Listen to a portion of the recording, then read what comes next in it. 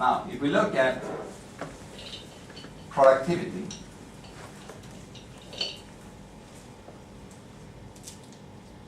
here we have a zero line, and we plot productivity against any group of people.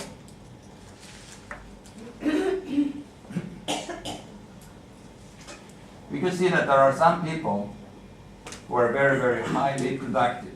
This is productivity. And this is number of people.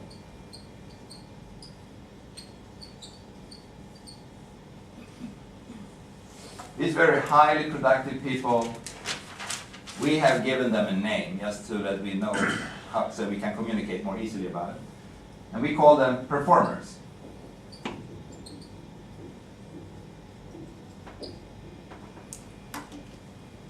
And a performer is basically a person who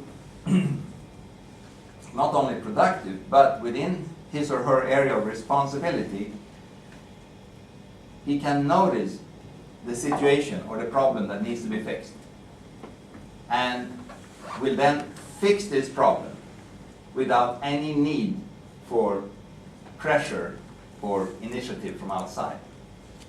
Meaning the pressure or the initiative comes from within the person himself. He sees that there is something not right here, and I fix it, and I make it right. And there is no need to tell me about it because I do it on my own initiative. When you have a performer on a job, you know how nice it is. Because you know this thing is handled. This thing is under control. This person, if there's something that needs to be fixed, this person takes care of it and fixes it. Those people are very, very valuable. And it doesn't necessarily have to do with what position in the organization you have. It is just that if you have a higher position, it is more demanding to become a performer than if you have a lower position. But you can still be a performer if you work in a reception. Because, you know, I'm the receptionist, and if I see something non-optimum in the reception, I fix it. And these people are the key to the company's expansion and success. And it's very important that managers are in this category.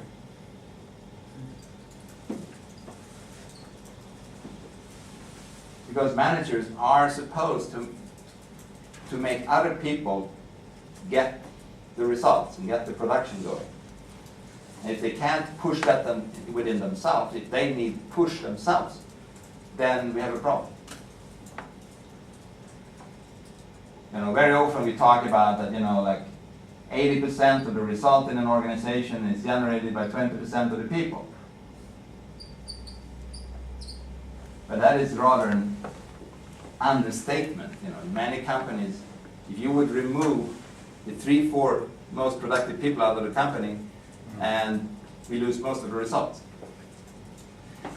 So, in some companies, you could say one single individual actually makes the whole thing happen.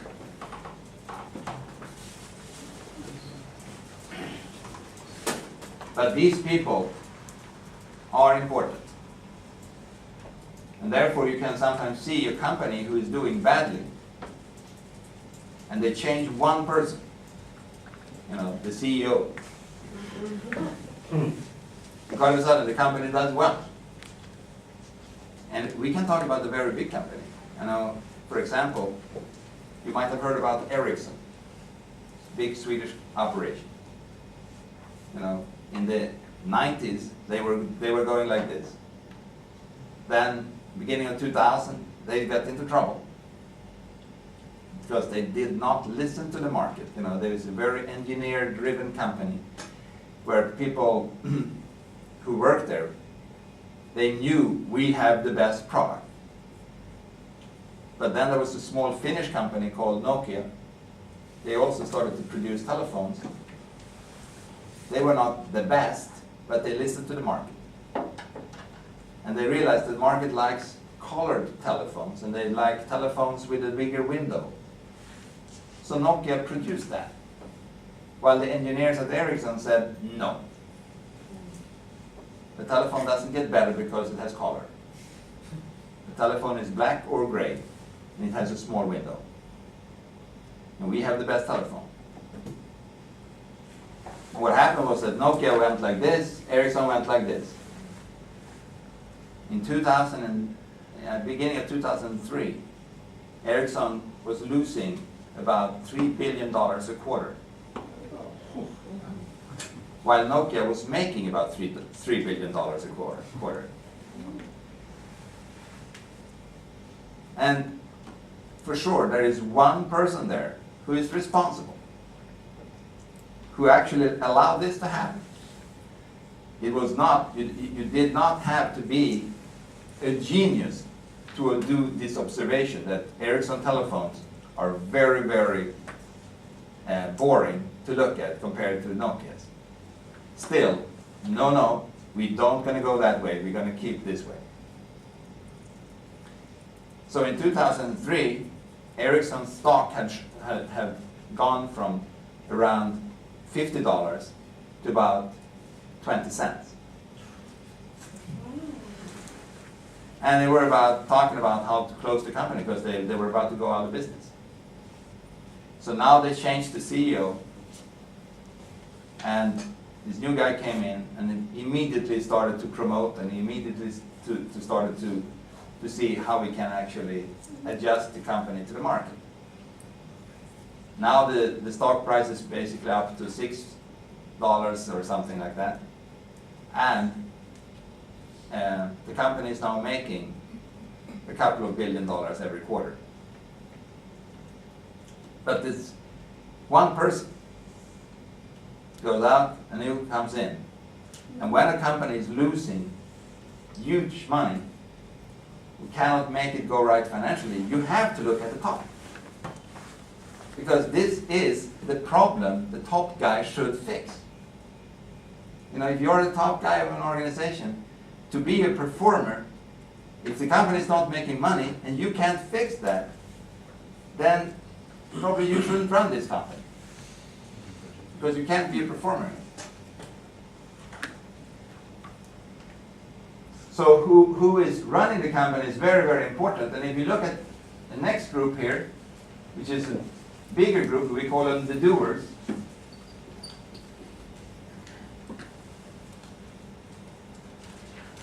These are people who have a willingness to do. They might not know everything about how to do it or what to do, but you tell them and they're willing to do it. And these people, if they get a good manager, they will move towards become more and more performer. This is basically what a good manager does. He builds people into becoming performers. So they can take full responsibility for their area. If you have the bad manager or the wrong manager, they will, on the other side, do less. So who is the manager is so important because it affects all the doers in the organization. Then, these are about 60% of the people in a normal organization. Then we have about 17.5%, which are called PTS, which stands for Potential Trouble Source. These are people who are unstable emotionally. They go up and down emotionally. And these ups and downs are not related to what's happening today. You know, there is a natural kind of motion in people, how they feel. But these people can have a fantastic high when it's raining and we just lost our 3 biggest clients.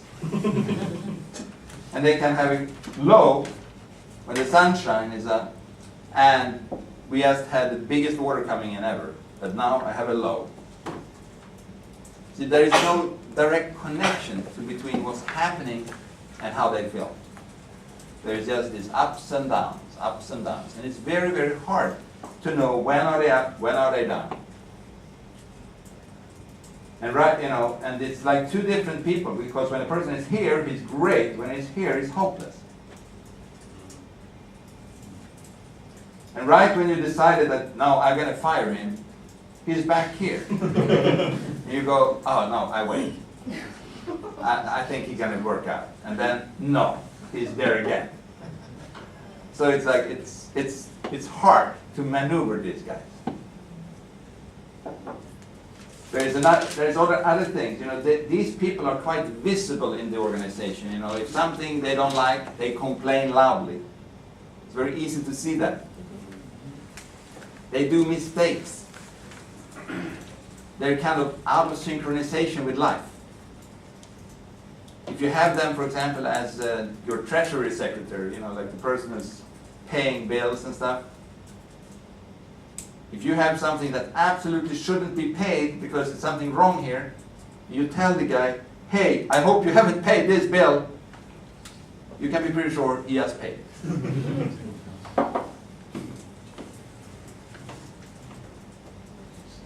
They have a lot of what we would call bad luck.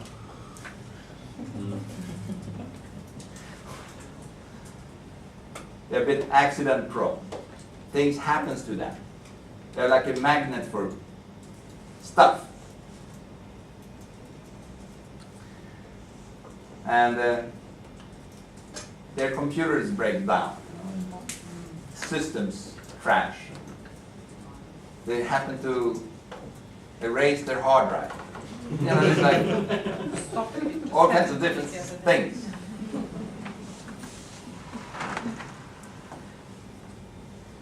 But these people are far from the worst you have. Because there is another group here, 2.5%, which are called SPs, suppressive people or suppressive persons.